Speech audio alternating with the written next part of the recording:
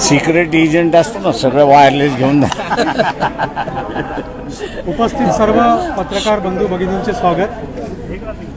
महात्मा फुले स्मृतिदिनी फुल्यांना विनम्र अभिवादन, पक्षातर्फे विनम्र अभिवादन। आणि मी बाळासाहेबांना विनंती करतो की आजच्या या प्रेसला सुरू करा।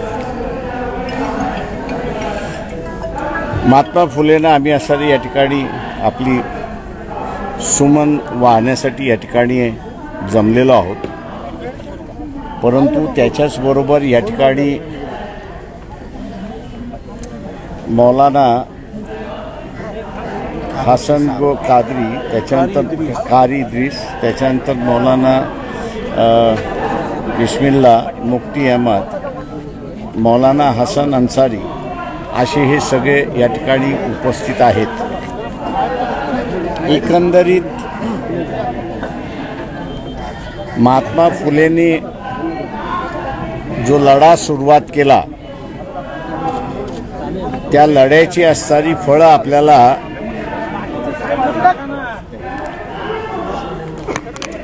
ती फळं जी आहेत ती फळं आपण चाखतो तशी असणारी परिस्थिती आहे। त्यांच्या काळातही त्यांना असणारा फार मोठा त्रास देण्यात आला। सामाजिक स्वातंत्र्य, धार्मिक स्वातंत्र्य ह्याच्या वादामध्ये अडकवण्याचा प्रयत्न झाला। ब्रिटिशांच्या विरोधात जे सामाजिक धार्मिक स्वातंत्र्यासाठी लढले त्यांना असणारा देशभक्त म्हणण्यात आलं, आणि जे सामाजिक स्वातंत्र्यासाठी लढले त्यांना असणारा ब्रिटिशांचे हस्तक म्हणून त्या ठिकाणी ठरवण्यात आले। आज पुन्हा असणारा तीच परिस्थिती आपल्याला या ठिकाणी दिसते की या देशामध्ये ज्यांनी धार्मिक हस्तक्षेप होतोय आणि आमच्या वैदिक धर्मावरती आघात होतोय असा ज्यांनी कांगावा त्यावेळेस केला होता, त्यांनी आता नव्यानं असणारा कांगावा या ठिकाणी सुरुवात केलेला आहे की या देशामध्ये हिंदूंचं राज्य असूनही देशाला हिंदू असं संबोधित करावं, घोषित करावं असा लढा चाललेला आहे। मी दुर्दैवाने असं म्हणेन की या लढ्याचं असणारं गांभीर्य लोकांच्या समोर आलेलं नाही, आणि आज पुन्हा आपल्याला असणारं दिसतंय की पुन्हा वैदिक परंपरा ह्या देशामध्ये सुरुवात व्हावी आणि करावी याच्यावरती, संविधानावरती बदलणार अशी घोषणा आहे। RSSच्या वतीने कोणी बोलत नाही आहे, विश्व हिंदू परिषदेच्या वतीने कोणी बोलत नाही आहे, पण देवेंद्र फडणवीस ज्यांना प्रांत प्रतिनिधीपर्यंत जाता आलं नाही संघाच्या हायरार्कीमध्ये, आज तेच म्हणायला लागलेत की आम्ही असणारं संविधान बदलणार नाही। माझ्या अंदाजानं रस्त्याच्या माणसावरनं कितीही बोंबलला तर त्याच्यावरती कोणीही विश्वास ठेवत नाही। आमचं देवेंद्र फडणवीसांना आव्हान आहे की आपलं असणारं वक्तव्य हेच मोहन भागवतांचं वक्तव्य आहे, आणि त्यांनी असणारं हे जाहीर करावं अशी आम्ही अपेक्षा त्या ठिकाणी पकडतोय। जोपर्यंत मोहन भागवत जे RSSचे प्रमुख आहेत घोषणा करत नाही की त्यांनी 46 ते 50 या दरम्यान जे वक्तव्य RSSच्या वतीने झालं होतं त्याच्याशी आम्ही असणारा निगडीत नाही, ते आम्ही असणारा जाळतो, ते आम्ही असणारं नाकारतोय, तरच या ठिकाणी असणारं मान्य होईल अशी असणारी परिस्थिती आहे। मी मागेही म्हणालो की 3 डिसेंबरच्या नंतर या ठिकाणी अनेक दंगली होण्याच्या असणाऱ्या शक्यता आहेत। आपण लोकल पोलीस स्टेशनमध्ये जर आज गेलात तर लोकल पोलीस स्टेशनवाल्यांना सतर्कतेचा इशारा आलेला आहे, आणि कुठल्याही पद्धतीमध्ये 6 डिसेंबर नंतर काहीही होऊ शकते अशा इन्स्ट्रक्शन्स त्यांना आलेल्या आहेत। पक्षाच्या वतीने 2 महिन्यापूर्वीच मी असं म्हणालो होतो की एकदा 4 राज्याच्या निवडणुका संपल्या की या देशाची परिस्थिती पूर्णपणे बिघडणार आहे अशी असणारी परिस्थिती आहे. दुर्दैवाने इथे असणारं मुसलमानांना टार्गेट केल्या जात आहे आणि दुसऱ्या बाजूला ओबीसीचं आरक्षण या ठिकाणी टार्गेट केल्या जात आहे. ज्यांचा ह्या लढ्याशी संबंध नाही, ओबीसीच्या लढ्याशी संबंधित नाही, त्या सगळ्यांनी असणारा हा लढा आपल्या ताब्यात घेऊन या दंगली कशा वाढतील अशाच स्वरूपाचं वक्तव्य त्या ठिकाणी करतायत. यासाठी ओबीसीनी सतर्क राहावं अशी असणारी परिस्थिती आहे. या अगोदरच मुस्लिम समाजाला माझा असणारा सल्ला होता, गेले 9 वर्ष आपण असणारा अत्याचार ह्या ठिकाणी सहन केलेला आहे. 4 महिने शिल्लक राहिलेले आहेत लोकसभेच्या निवडणुकीमध्ये.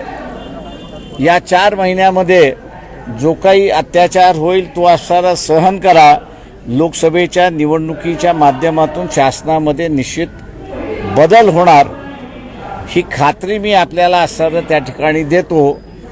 उद्याचं सरकार कोणाचं असेल हे सांगता येणार नाही, पण ह्या देशाचे पंतप्रधान नरेंद्र मोदी राहणार नाहीत एवढी गवाही फक्त असणारं मी त्या ठिकाणी आपल्याला असणारं देऊ शकतो.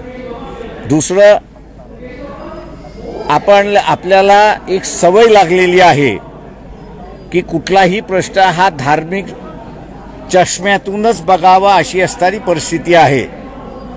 गदाफीच्या विरोधात ज्यावेळेस जन आंदोलन लिबियामध्ये झालं त्यावेळेस बीजेपीचं सरकार होतं. लिबिया हे राष्ट्र आहे, तेव्हा गदाफी बरोबर राहायचं की लोकांसमोर राहायचं याच्यापेक्षा ते मुस्लिम राष्ट्र आहे, आपल्याला काय करायचं अशी असणारी परिस्थिती आहे. आजही आपल्याला असणारा फिलिस्तीनच्या प्रश्नावरती इस्रायल आणि फिलिस्तीनच्या लोकांमधला लढा सुरुवात झाला आहे, बॉम्बिंग सुरुवात झालेली आहे त्या सगळ्या ह्याच्यामध्ये. आणि तिथे आपल्याला असणारं दिसतंय की पॉलिटिकल लिडरशिप ही एक लाईन घेत आहे आणि ॲडमिनिस्ट्रेशन जी आहे ती दुसरी लाईन घेते असं आपल्याला त्या ठिकाणी दिसतंय. म्हणजे प्राईम मिनिस्टर हे इस्रायल बरोबर आहेत आणि फॉरेन मिनिस्ट्री आणि फॉरेन सेक्रेटरी हे पॅलेस्टाईनच्या लोकांबरोबर आहेत अशी असणारी परिस्थिती आहे. अशा ह्या ठिकाणी भारतावरती फार मोठा परिणाम होऊ शकतो. या युद्धाची व्याप्ती वाढली तर भारतावरती फार मोठा परिणाम होऊ शकतो.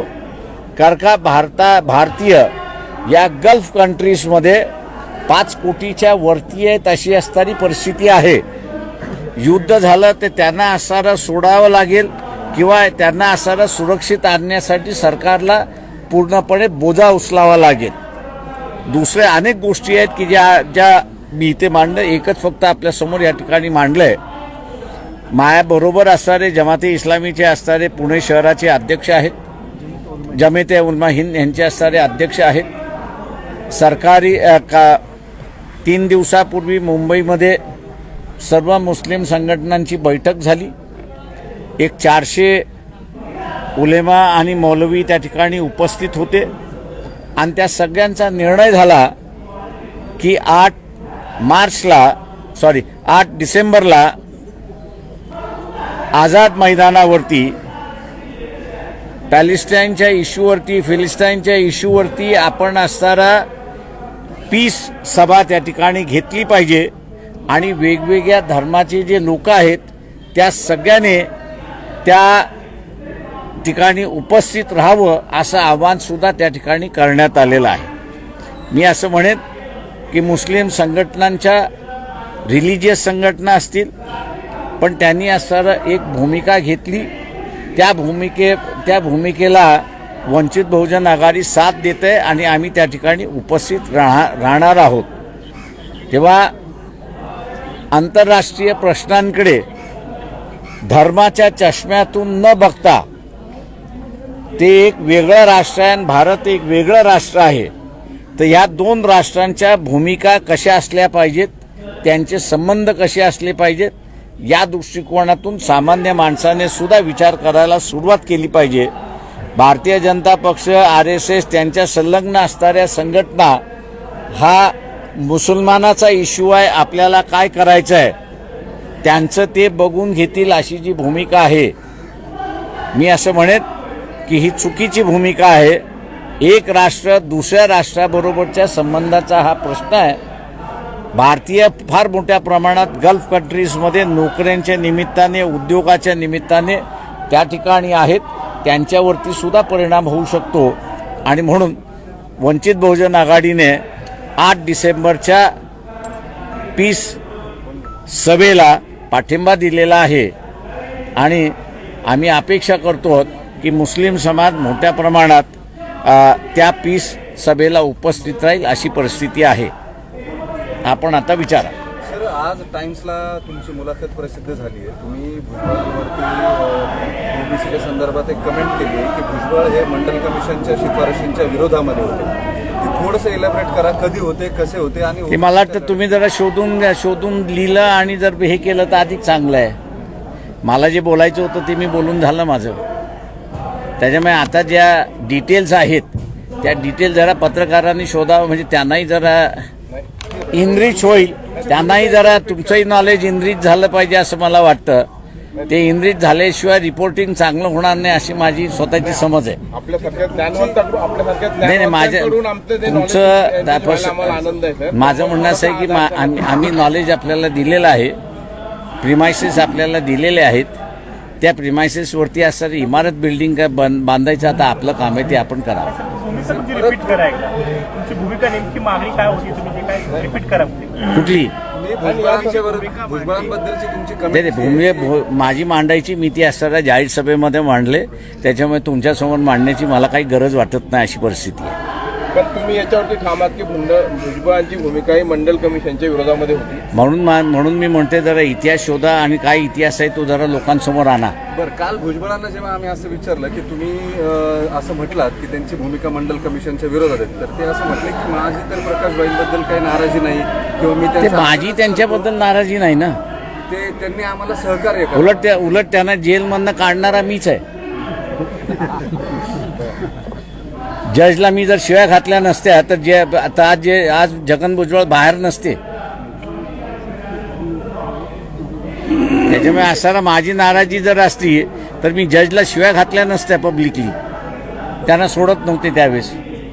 त्यांचा बेल ड्यू होता, तो बेल ज्युडिशरी नाकारत होती. त्यावेळेस असताना उलटा वार मीच केला होता की ज्युडिशरी तर व्यवस्थित वागली नाही सुप्रीम कोर्टाच्या निर्णयानंतर तर जजवरती सुद्धा केस होऊ शकते हे त्यांनी लक्षात घ्यावं. आणि त्याच्या नेक्स्ट डेमध्ये छगन भुजबळाला सोडण्यात आलेलं आहे.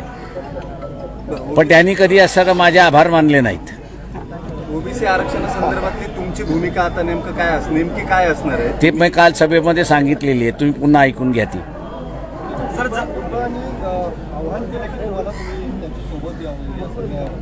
मला कोणाची गरज नाही.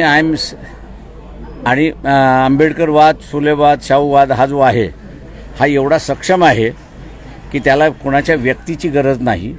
त्या वादामध्येच एवढी ताकद आहे की ते सेल्फ सस्टेनिंग आहे. भुजबळ नेते म्हणून तुम्हाला त्यात असोसिएट व्हायचं नाहीये का ओबीसीच्या या सगळ्या एकूण लढ्यामध्ये, की तुम्ही सेपरेट असतो? मला वाटतं म्हणून मी तुम्हाला म्हटलं ना, जरा इतिहास तुमचा जरा सुधरून घ्या, अभ्यास करून घ्या. तुम्ही अभ्यास केलेला नाही म्हणून तुम्ही असं इथे वाईट शब्दात बोलत नाही, पण तुम्ही अज्ञानी मला दिसताय. हा लढा महाराष्ट्रातला जो आहे ओबीसीचा, हा ओबीसीचा लढाचा जनक हा प्रकाश आंबेडकर आहे, एवढं लक्षात ठेवा. म्हणूनच त्याच्यामधलं अभ्यास करून जर विचारलं ना तर त्याला उत्तरं द्यायला जरा मजेत वाटतात. नाही तर काय वाटतंय की तुम्ही सुपारी घेऊन बसलेला अशी परिस्थिती आहे. तर माझा असणारा रोग जो आहे ना हा तुमच्यापेक्षा अधिक आहे. मी पूर्वी पत्रकार होतो आणि त्याच्यामुळे पत्रकारीतली काय प्रश्न कधी येतात, कशी येतात, हे जसं राजकारणातलं पक्षाचं उडतं तसं आहे, तसं आम्ही ओळखतो. त्याच्यामुळे माझं तुम्हाला सगळ्यांना सल्ला आहे. माफ करा, तुम्ही असणारे एक माझा सल्ला आहे तुम्हाला प्रश्नाचं, माझ्या असलेल्या प्रश्नाच्या इश्यूमध्ये तुम्हाला एक लक्षात घ्या की मी कॉमेंट करणार याचं कारण की सरळ जर तुम्ही प्रश्न विचारणार असाल तर सरळ उत्तर येणार आहे. तुम्ही कोणाची ब्रीफ घेऊन प्रश्न विचारणार असाल तर माझी उत्तरं तशीच असतात एवढं लक्षात घ्या. त्याच्यामुळे असणारं तुम्हाला रिपीट करायचं असेल, तुम्हाला सरळ रिपीट करायचं असेल, रिपीट करा. मला जे उत्तर रिपीट करायचे ते मी करणार की ब्रीफ घेणाऱ्याला उत्तर मी तसंच देत असतो. त्याच्यामुळे तुम्ही असणारा इतर नेते हे तुमच्यावरती अवलंबून आहेत. ऐकून घ्या, तुमच्या नेते तुम्ही इतर नेते मी अजिबात घेणार नाहीये. मी बिलकुल कधी घेत नसतो बोललेले शब्द, एवढं लक्षात घ्या. मी कुठेही काहीही बोललेलो जे असतं ते माझं विचारपूर्वक असतं, ठरलेलं असतं आणि मी कधीही मागे घेत नाही. त्याच्यामुळे पत्रकारांनी या गोष्टी मला विचारण्याच्या अगोदर लक्षात घ्या की तो बुमरँग आपल्यावरती होणार नाही याची लक्षता घ्यावी त्यांनी.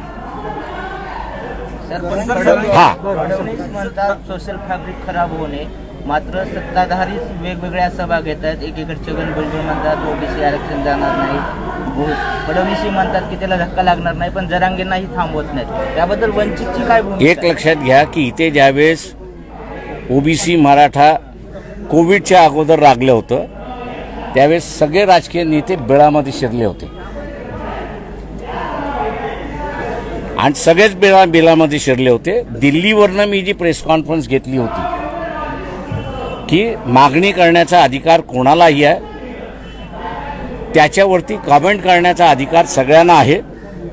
त्याच्यामुळे ओबीसीच्या नेत्यांनी मागणी मान्य करणं न मान्य करणं हे त्यांच्या हातात नाही आहे. ही मागणी कायदेशीर आहे की नाही, घटनेशीर आहे की नाही, त्या काळच्या सरकारला घेण्याची गरज आहे. हे माझ्या वक्तव्यानंतर इथलं असणारं वातावरण शांत झालं, नाही तर दंगली त्याच वेळेस होत्या अशी असणारी परिस्थिती होती. आजही असणारं तेच मला दिसतंय की इथे दंगली कधीही आणि केव्हाही घडू शकतात. आणि म्हणून मी आपल्याला एक इन्फॉर्मेशन शेअर केली, ती म्हणजे की लोकल पोलीस स्टेशनला वॉर्निंग आलेली आहे की सतर्क राहा की तुमच्या एरियामध्ये कधीही दंगल होऊ शकते. पत्रकारी करतो आपण हे बरोबर आहे, पण त्याच्याबरोबर मी एक नागरिक आहे हेही लक्षात घ्या. तेव्हा माझी ही जबाबदारी आहे नुसतं आग लावायची नाही, तर ती शांत राहण्याची सुद्धा माझी एक जबाबदारी आहे. नुसता TRP बघून चालत नसतो, आणि ती नेत्यांची पण जबाबदारी असते. ती असते नेत्यांची, ती मी पार पडतोय. त्याच्यामुळे असणारा मला शहाणपणा शिकवण्याच्या भानगडीत पडू नका. चला ठीक आहे, चालेल. तुम्हाला शिकवण्याचे आम्ही मोठे नाही मग त्याच्यामुळे शांत राहता, नाही शिकवणे तर शांत राहा. त्याच्यामध्ये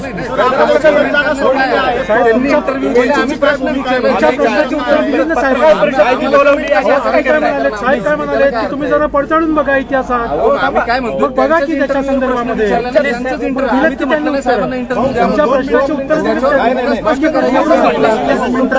त्याच्यामध्ये असणारा दिलेलं स्पष्ट आहे. कळत नसेल तर मला सांगू नका. थँक्यू. साहेब, जरांगेने तुमचा सल्ला ऐकलाय, त्यांनी जे काही शब्द मागे घेतले ते म्हणले की तुमचा आदर करून, मी सांगितलेला आदर करून मी लायकी शब्द मागे घेतले. ते चांगलं आहे, स्वागत आहे. मी असं म्हणेन जरांगेचं मी असं स्वागत करतो की त्यांनी त्यांचा लढा एका दायऱ्यामध्ये ठेवून की मराठा समाजाला आरक्षण मिळालं पाहिजे, हा दायरा त्यांनी असणारा कायम केला. त्याच्याबद्दल मी आता त्यांचं स्वागत करतो.